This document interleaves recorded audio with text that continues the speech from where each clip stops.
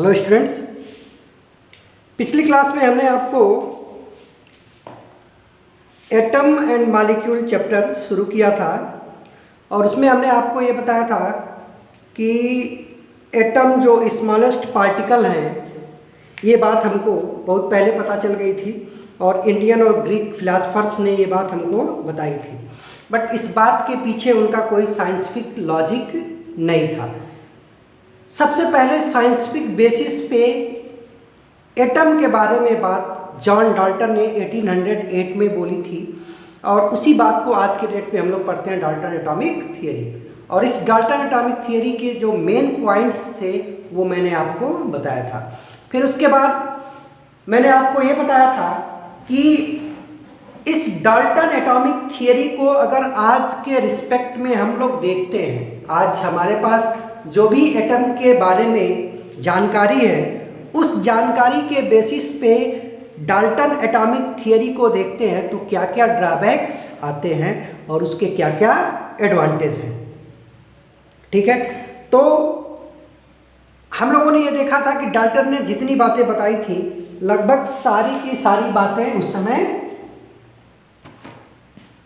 जो भी बताई थी आज के डेट में गलत है। ठीक है, तो फिर ये होता है कि आज के डेट के हिसाब से एटम क्या होता है।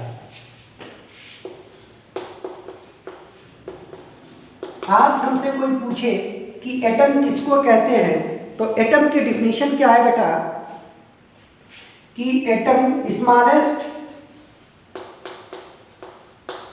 Particle of matter which take parts in chemical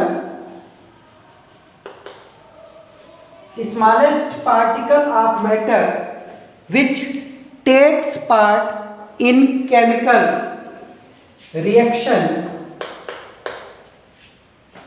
but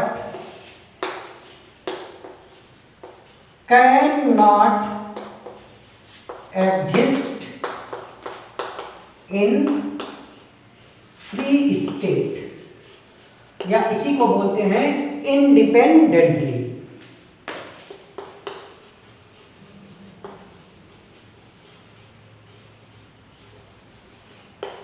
किसी भी मैटर का स्मॉलेस्ट पार्टिकल जो केमिकल रिएक्शन में तो पार्टिसिपेट करेगा लेकिन वो इंडिपेंडेंटली मतलब अकेले या फ्री स्टेट मतलब अकेले।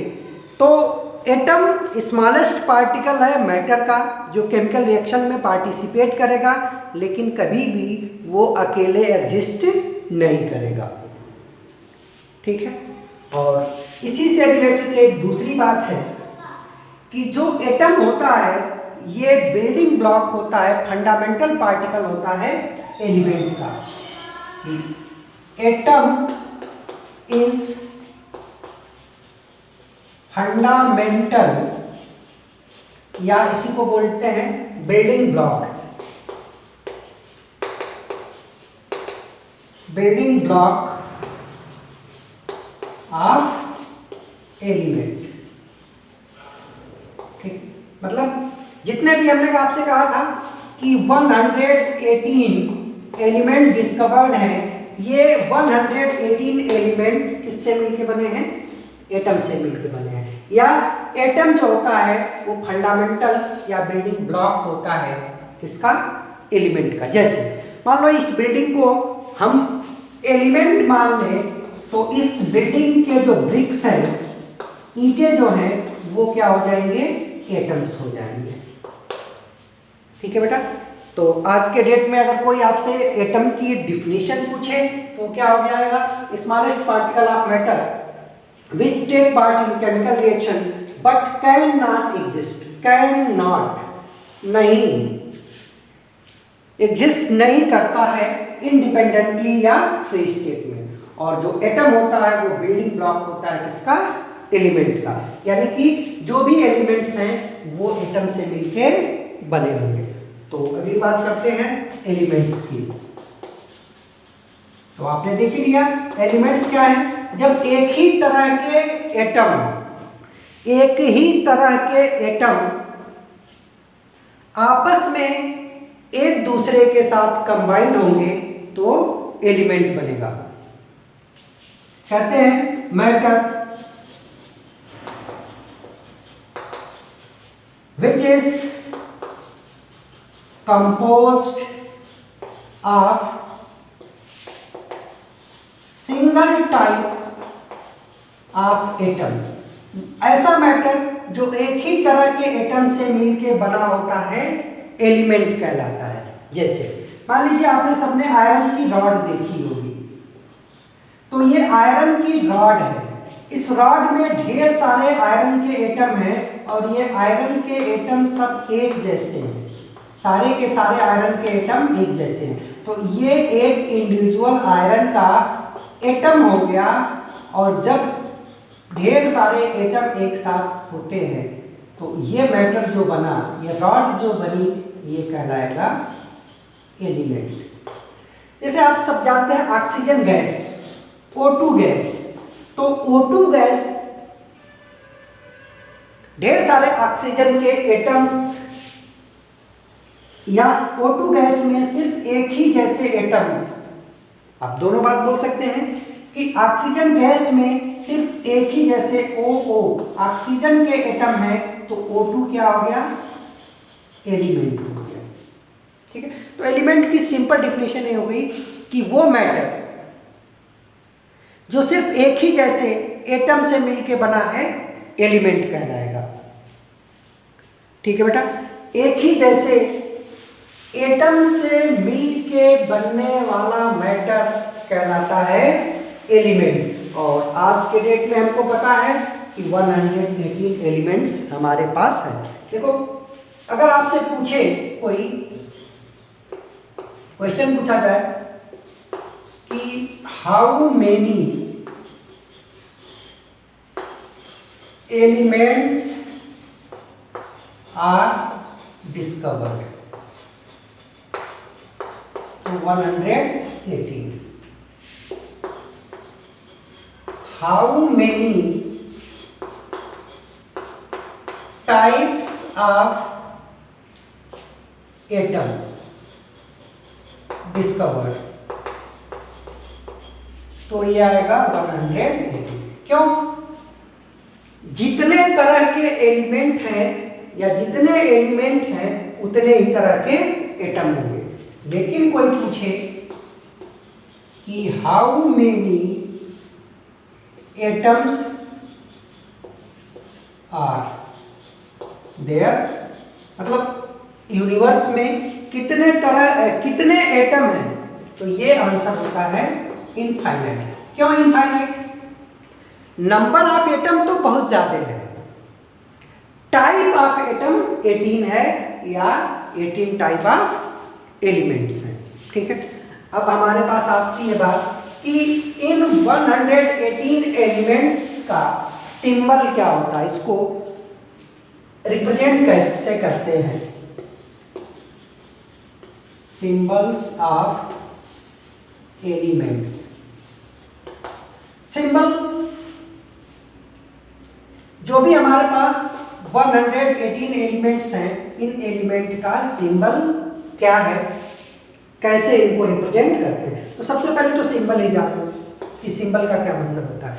किसी भी चीज़ को रिप्रेजेंट करने के लिए उसका जो शॉर्ट फॉर्म, एब्रिविएट फॉर्म लिखते हैं, वही उसका सिंबल कहलाता है। जैसे मैथमेटिक्स में आप ये लिखा है तो आप समझ जाते हो कि ये एडिशन का सिंबल है। जैसे 2 + 2, तो आप समझ जाते हो कि ये सिंबल किसका है, एडिशन का है, और इसको ऐड करके 4 कर देते हो। 2 - 2, तो आप ये समझ जाते हो कि ये सिंबल किस चीज़ का है, सब्सट्रैक्शन का है, तो 0 कर देते हो। 2 × 2, आप समझ जाते हो कि ये सिंबल किसका है, मल्टीप्लिकेशन का है, 4 कर देते हो। 2 ÷ 2, आप ये समझ गए कि ये सिंबल डिवीजन का है, 1 कर देते हो। तो सिंबल का मतलब, अब देखो यहाँ पे पूरा नहीं लिख रहे हो कि एडिशन, बट इसका सिंबल आपने ये बना लिया है कि ये जहां रहेगा हम समझ जाएंगे एडिशन है। तो एडिशन का शॉर्ट फॉर्म, एब्रिविएट फॉर्म जो आपने कहा, ये इस एडिशन का सिंबल हो गया। ठीक है, इसी तरीके से ये आपने सब्सट्रैक्शन का सिंबल बना दिया, ये मल्टीप्लिकेशन का सिंबल बना दिया, ये डिवीजन का सिंबल बना दिया। तो किसी भी चीज को रिप्रेजेंट करने के लिए उसका जो शॉर्ट फॉर्म होता है वही होता है सिंबल। तो इसी तरीके से एलिमेंट्स, जो भी 118 एलिमेंट हैं, उनके लिए हर एलिमेंट का अलग अलग सिंबल होता है और अलग अलग टाइम पे साइंटिस्ट ने अलग अलग सिंबल दिए थे। अलग अलग लोगों ने, अलग अलग साइंटिस्ट ने अपने अपने तरीके से एलिमेंट्स को रिप्रेजेंट करने का तरीका बताया था। बट हमको सारे तरीके नहीं पढ़ने हैं, हमको जो मॉडर्न तरीका है, जो आज के डेट में यूज किया जाता है, वही तरीका पढ़ना है। और उस तरीके के हिसाब से जो एलिमेंट का सिंबल है वो 2-3 तरीकों से लिया जाता है। पहला कि उस एलिमेंट का जो नेम है, एलिमेंट का जो नाम होगा, तो उस नाम का फर्स्ट लेटर आप ले लोगे और वही फर्स्ट लेटर उसका सिंबल हो जाएगा। जैसे मान लो हमारे पास है हाइड्रोजन, पहला एलिमेंट है हाइड्रोजन, तो हाइड्रोजन का H ले लिया तो ये H अब हाइड्रोजन का सिंबल हो जाएगा। ये ब्रैकेट, ये सर्कल नहीं रहेगा, सिर्फ H लिख दिया तो हम समझ जाएंगे हाइड्रोजन है। ऑक्सीजन,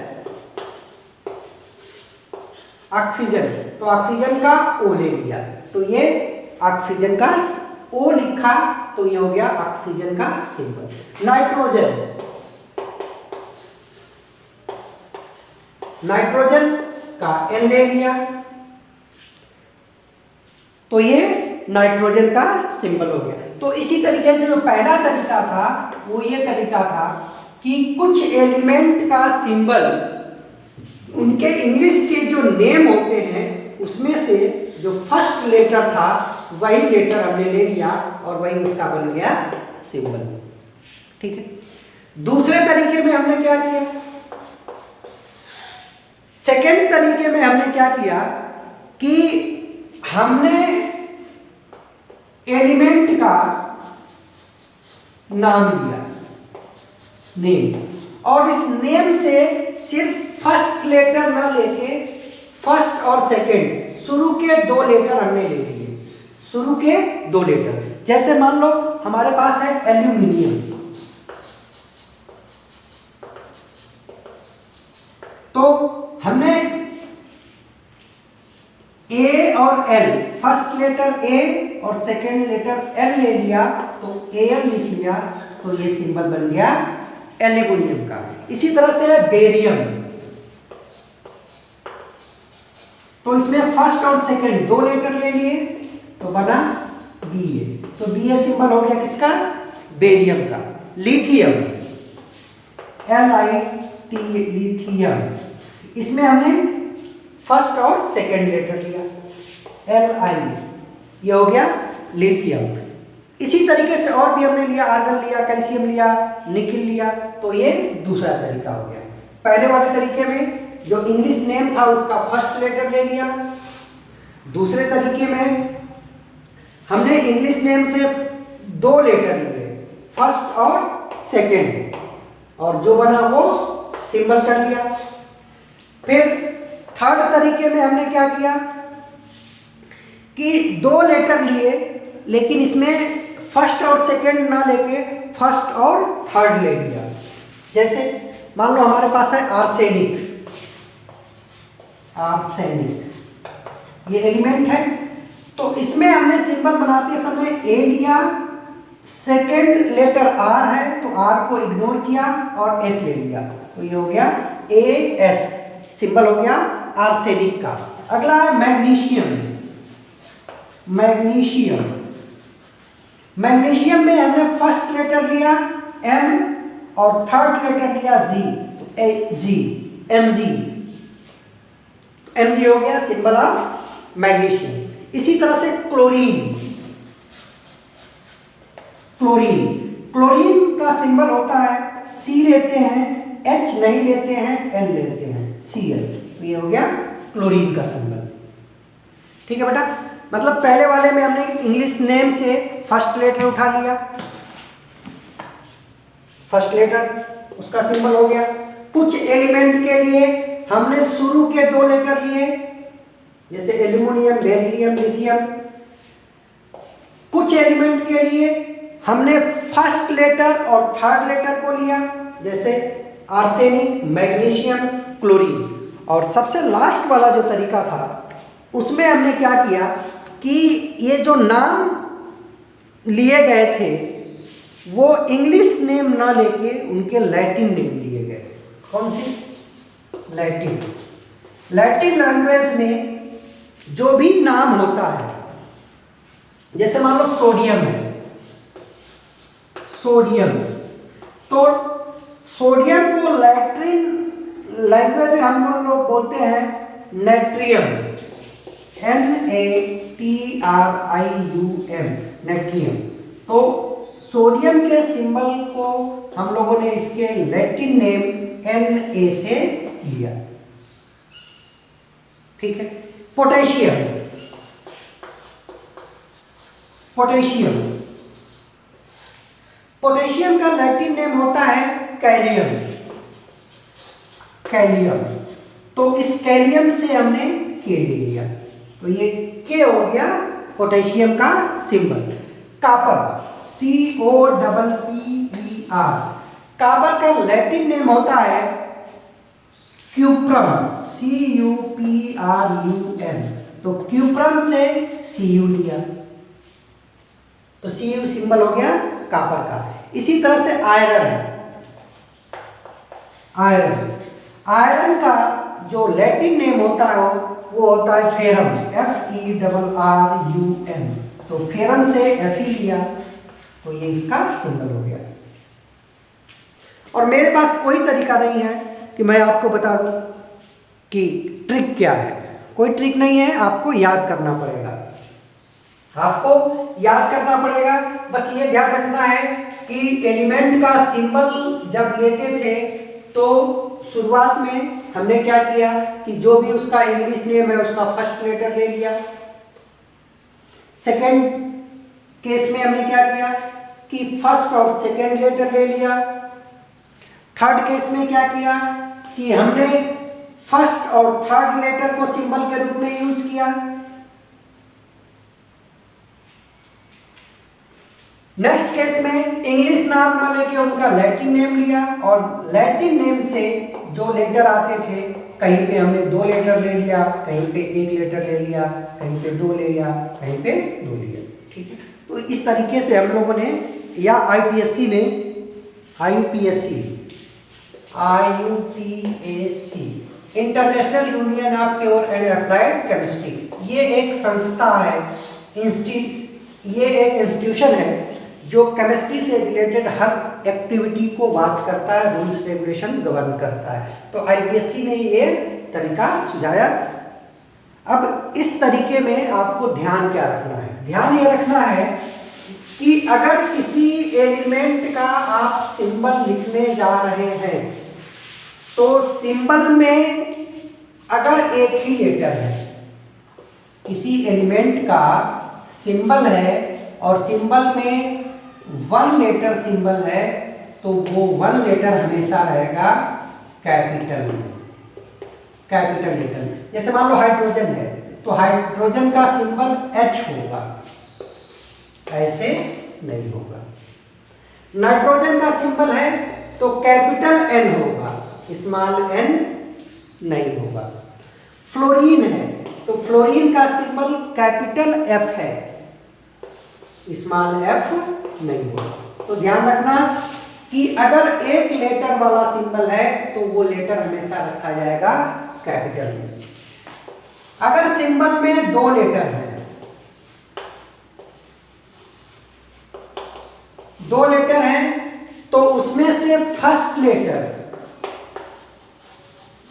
कैपिटल में रखेंगे हमेशा, और सेकंड लेटर हमेशा रखेंगे स्मॉल में।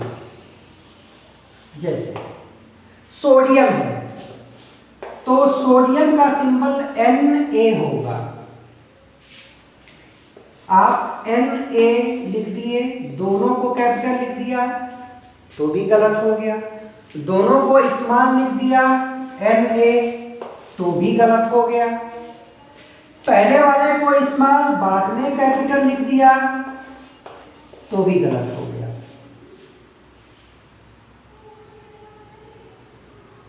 ठीक है, सिर्फ एक ही लेटर है तो वो कैपिटल में होगा, और दो लेटर है तो उनमें से फर्स्ट वाला लेटर कैपिटल में होगा और दूसरा वाला स्मॉल लेटर में होगा। तो ये आपको ध्यान रखना है। ठीक है बेटा, जैसे हम आपसे पूछें कि ये 4 दिए गए हैं एल्यूमिनियम के लिए, एल्यूमिनियम का सिंबल है Al, Al, Al और Al। तो इनमें से कौन सा सिंबल एल्यूमिनियम के लिए सही है?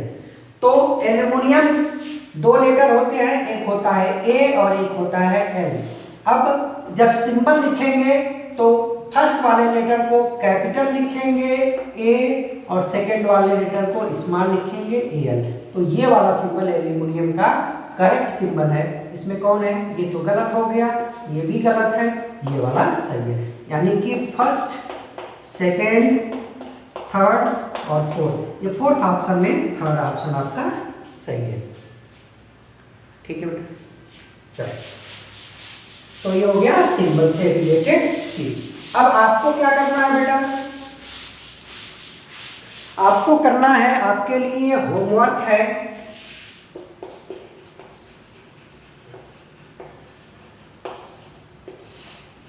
कि आप अपनी कॉपी पे, नोटबुक पे यहां पे लिखेंगे एलिमेंट नेम, एलिमेंट का नाम लिखेंगे और दूसरी तरफ उसका लिखेंगे सिंबल, उसका सिंबल लिखेंगे।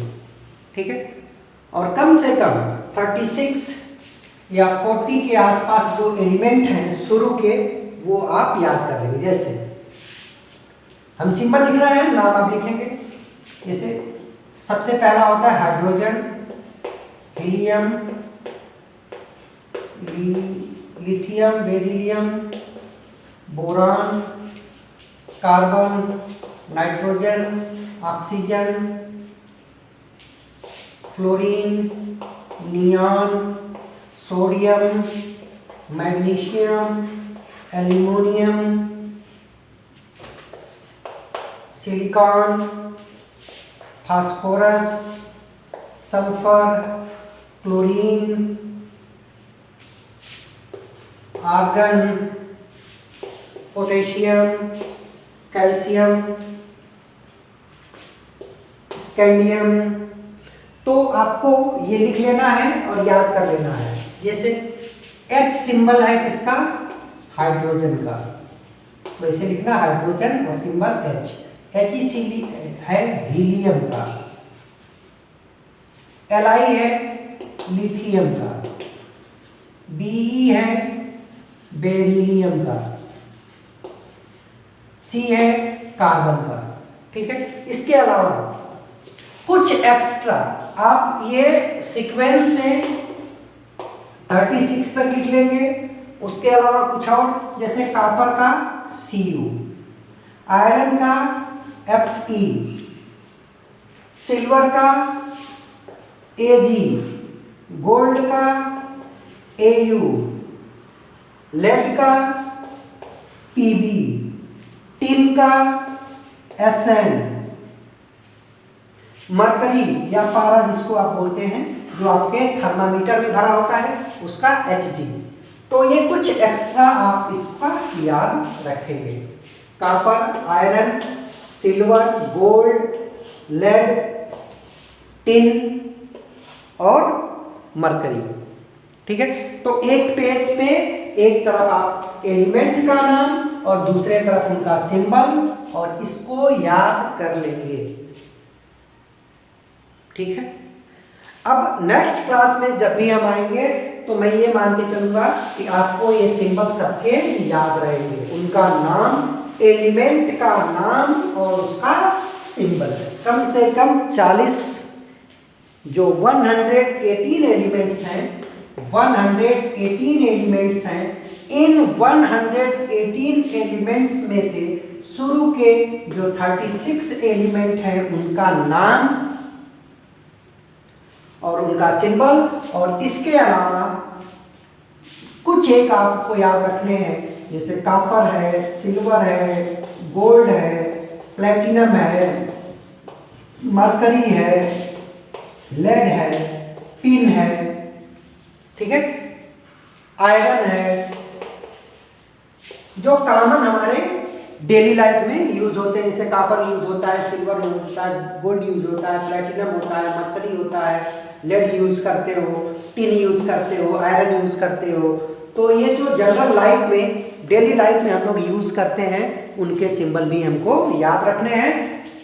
शुरू के 36 एलिमेंट और उसके अलावा ये बाकी एलिमेंट्स, तो लगभग ये 40-45 एलिमेंट्स के नाम और उनके सिंबल आपको याद होने ही चाहिए। ठीक है। और नेक्स्ट क्लास में हम ये मान के चलेंगे कि आपने याद कर लिया है। अब उसके बाद हम लोग बात करते हैं साइज ऑफ एटम्स कि ये तो हमने जान लिया कि एटम क्या होता है, स्मॉलेस्ट पार्टिकल होता है किसी मैटर का जो केमिकल रिएक्शन में पार्टिसिपेट करेगा लेकिन कभी भी अकेले नहीं रहेगा। तो बात करते हैं साइज ऑफ एटम की।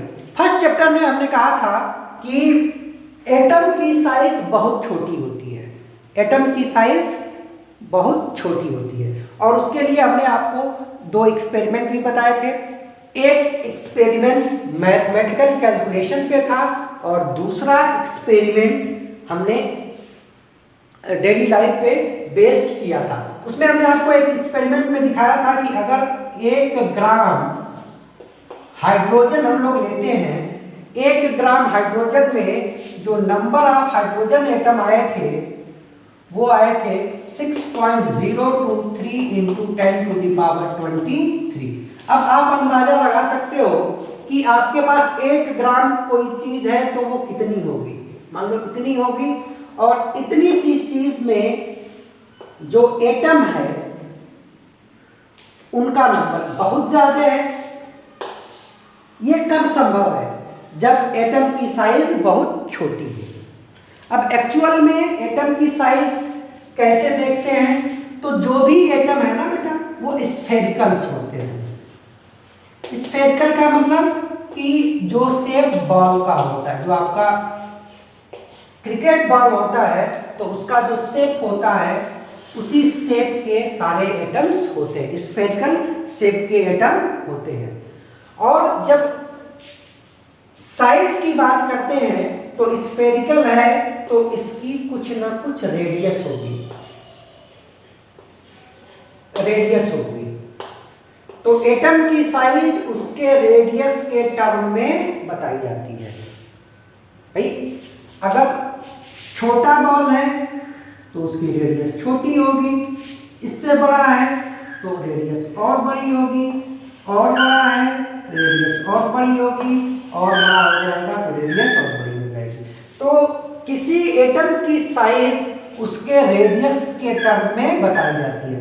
आपको बताया जाएगा कि इस एटम की रेडियस इतनी होती है तो उससे आप उसके साइज का अंदाजा लगा सकते हो। और इस रेडियस का नाम, ये रेडियस एटम के लिए है तो इसको हम बोलते हैं एटॉमिक रेडियाई। तो आज से जब भी आपसे बात की जाए एटॉमिक साइज की तो आप समझ जाएंगे कि एक्चुअल में हम लोग बात कर रहे हैं एटॉमिक रेडियाई की। स्फीयर की साइज बताने का तरीका उसका रेडियस है या डायामीटर है। ठीक है। इसकी यूनिट जो होती है वो आप मीटर में बता सकते हो, सेंटीमीटर में बता सकते हो, मिलीमीटर में बता सकते हो, नैनोमीटर में बता सकते हो या एंगस्ट्रॉम में बता सकते हो। तो कन्वर्जन आना चाहिए। 1 मीटर ये होता है 10⁻³ मतलब सॉरी 100 सेंटीमीटर, तो 10⁻² सेंटीमीटर। मिलीमीटर में हो जाएगा 10⁻³ मिलीमीटर। नैनोमीटर में हो जाएगा 10⁹ नैनोमीटर। और एंगस्ट्रॉम में हो जाता है 10⁻10 एंगस्ट्रॉम। ठीक। और होती कितनी है? तो देखो, एक पर्टिकुलर एटम का नहीं, लेकिन जितने भी एटम्स हैं हाइड्रोजन से शुरू करके 1 से शुरू करके और 118 तक जाओ, तो जो भी एटम है उनकी साइज यानी कि उनके डायामीटर की जो लेंथ होगी वो होती है 0.74 एंगस्ट्रॉम से लेके 4.7 एंगस्ट्रॉम के बीच में। यानी कि जो भी आपके पास एलिमेंट है 118, तो उनमें से किसी भी एलिमेंट का आप डायामीटर मतलब यहां से लेके यहां तक की डिस्टेंस मेजर करोगे, नापोगे, तो ये 0.74 एंगस्ट्रॉम से लेके 4.7 एंगस्ट्रॉम के बीच में आएगा। मतलब जो सबसे छोटा होगा वो 0.74 एंगस्ट्रॉम होगा और जो सबसे बड़ा होगा उसका 4.7 एंगस्ट्रॉम होगा। इसी रेंज में किसी भी एटम का डायामीटर होगा। डायामीटर है, रेडियस करोगे तो इसका भी हाफ कर दोगे। ठीक है। जो भी 118 एलिमेंट डिस्कवर्ड है उनमें से सबसे छोटी साइज किसकी है? तो वो है हाइड्रोजन। सब में हाइड्रोजन क्या है? स्मॉलेस्ट है। ठीक है। तो साइज से रिलेटेड बेसिक आपको बात याद रखना है कि एटम की साइज बहुत छोटी होती है। बताते हैं इसको in terms of radius. Unit हमारी मर्जी, metre, centimetre, millimetre, nanometre, angstrom. क्योंकि बहुत छोटा है तो जनरली जो हम लिखते हैं वो लिखते हैं इन टर्म्स ऑफ नैनोमीटर या एंगस्ट्रॉम। होती कितनी है? तो जो भी एलिमेंट है 118, इनकी साइज का रेंज है 0.74 एंगस्ट्रॉम से लेकर 4.7 एंगस्ट्रॉम तक। इसी के बीच में उनके डायमीटर की लेंथ होगी। अगर आपसे रेडियस पूछा जाएगा तो इसका भी हाफ कर दोगे। सबसे छोटा स्मॉलेस्ट एटम कौन है? किस एटम की साइज सबसे छोटी है? तो वो है हाइड्रोजन का। डायमीटर कितना हो जाएगा? 2r, रेडियस का डबल डायमीटर कहलाता है। ये हो जाएगा 0.74 एंगस्ट्रॉम। और रेडियस की बात करो तो ये हो जाएगा 0.74 एंगस्ट्रॉम डिवाइडेड बाई 2। जो भी आंसर आ जाएगा वो आ जाएगा एंगस्ट्रॉम में। अब आपको मैंने कन्वर्जन फैक्टर बता दिया कि 1 मीटर में 100 सेंटीमीटर होते हैं, 1000 मिलीमीटर होते हैं, 10⁹9 नैनोमीटर होता है, 10⁻10 एंगस्ट्रॉम होता है। इसमें एक और चीज मिस हो गया, माइक्रोमीटर, माइक्रॉन जिसको बोलते हैं। तो फिर से मैं लिख दे रहा हूं कि 1 metre is equal to 10⁻2 centimetre, ये इक्वल्स टू 10⁻3 मिलीमीटर, ये हो जाएगा 10⁶ माइक्रोमीटर। माइक्रोमीटर या इसी को माइक्रॉन भी बोलते हैं, माइक्रॉन।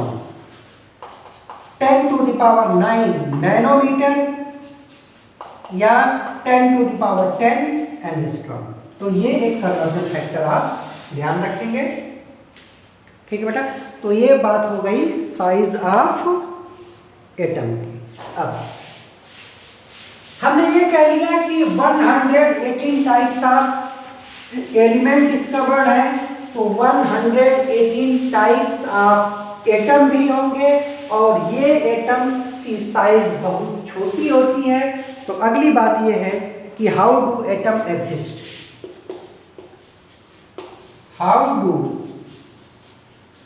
एटम्स एग्जिस्ट, या इसी को हम बोलते हैं कि हाउ डू एटम अकर।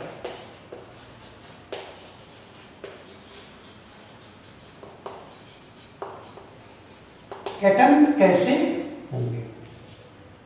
हमने कहा ना कि बेटा एटम स्फेरिकल होता है, बहुत छोटे साइज का होता है, स्मॉलेस्ट पार्टिकल होता है, और 118 टाइप ऑफ एलिमेंट है, तो 118 टाइप ऑफ एटम भी हो जाएंगे, नंबर ऑफ एटम इनफाइनाइट होगा। अब ये बात आती है कि ये एटम नेचर में रहते कैसे हैं, किस रूप में रहते हैं। तो इनके रहने का जो रूप है वो बेसिकली दो तरह से है। एक एटम रहते हैं फ्री स्टेट में और दूसरे होते हैं कंबाइंड स्टेट में। फ्री स्टेट में मतलब कि ये अकेले अकेले रहेंगे। अकेले अकेले का मतलब कि कुछ एलिमेंट के एटम्स ऑफ फ्यू एलिमेंट, कुछ एलिमेंट के एटम, और वो एलिमेंट कौन है, उनको हम लोग बोलते हैं नोबल गैसेस। नोबल गैसेस कौन कौन सी हैं? हीलियम, नियॉन, आर्गन, क्रिप्टॉन, जेनेन और रेडॉन। याद रखना नोबल गैसेस का नाम है हीलियम, नियॉन, आर्गन, क्रिप्टॉन, जेनेन और रेडॉन। तो ये नोबल गैसेस हैं, इनकी केमिकल रिएक्टिविटी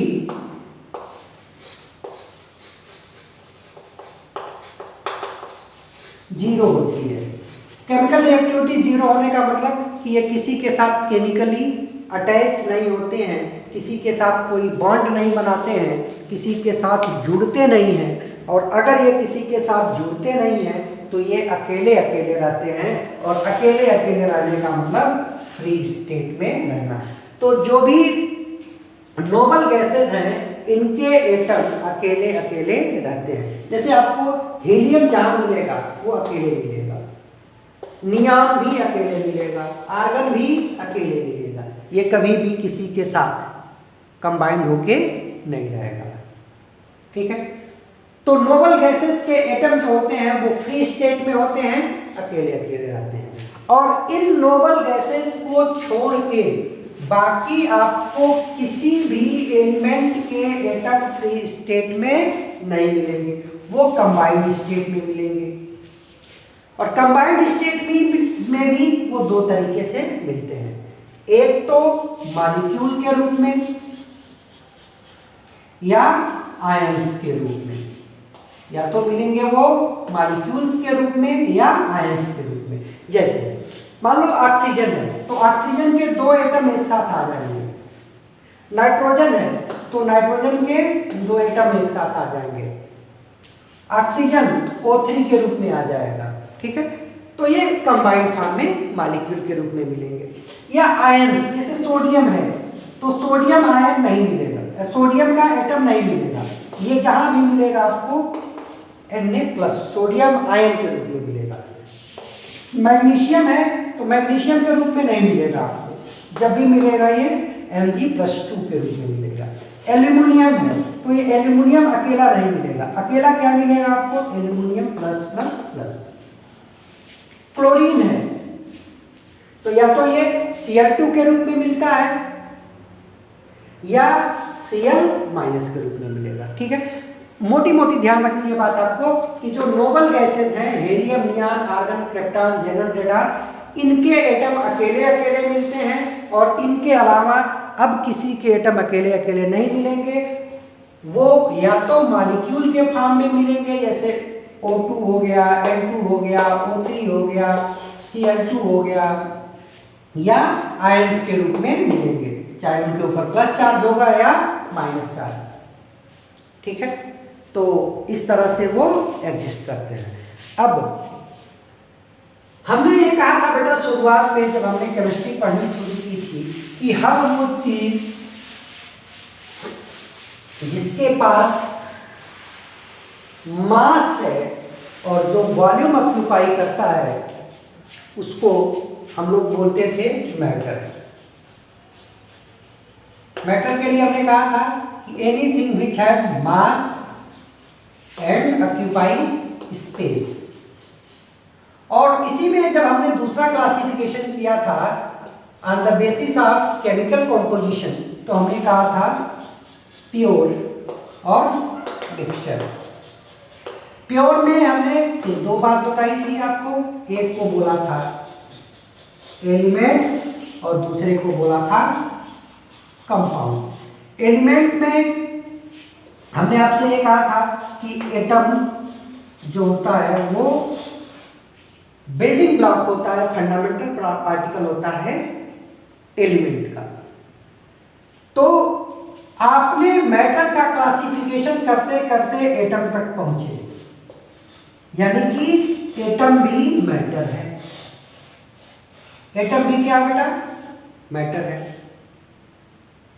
और अगर एटम मैटर है तो इसका भी अपना कुछ मास होना चाहिए और वॉल्यूम होना चाहिए। चलो वॉल्यूम की बात तो अभी हमने कर ली कि एटम स्फेरिकल होता है और इसकी साइज हमने बता दिया। तो स्फीयर का साइज 4/3 πr³। मैथ में आपने ये फार्मूला पढ़ा होगा कि किसी स्फीयर का वॉल्यूम होता है 4/3 πr³। तो अगर आपको एटम की रेडियस पता चल गई तो इस स्फीयर का वॉल्यूम आप निकाल लोगे। अब बचती है बात मास की कि एटम का मास कितना होता है, इसको हम लोग कैसे कैलकुलेट करेंगे, ठीक है। तो नेक्स्ट हमारा टॉपिक होगा और सबसे इंपॉर्टेंट टॉपिक है कि अब हम लोग जा रहे हैं कैलकुलेट करने जो भी 118 एलिमेंट्स हैं, तो उनके 118 टाइप ऑफ एटम है। इन 118 टाइप ऑफ एटम का एटॉमिक मास या